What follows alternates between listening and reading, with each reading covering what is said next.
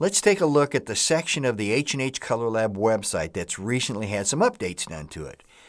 It's the section that has to do with your account information.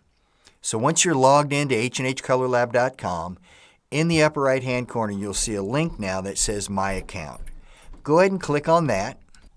Now this will take you directly into the Orders section.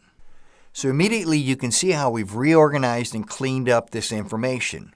You've got your search capabilities at the top of the screen. You've got all your orders listed there, and you can check your order statuses easily as far as if the order's been received, the estimated ship date, if it's shipped. If it hasn't, you can see the order status as far as where it is in the lab. But let's take a look at one of these orders. I'm going to go ahead and open up this one down here. That opens up the order details. Here we can see all the items that were part of the particular order that I just opened up. But what I want to show you is at the bottom of this page. So if we scroll down, this is where you'll find the links to download the high-res retouched images or your KO images that were part of the particular order itself. Across the top of the page, you'll see the other sections of your My Account.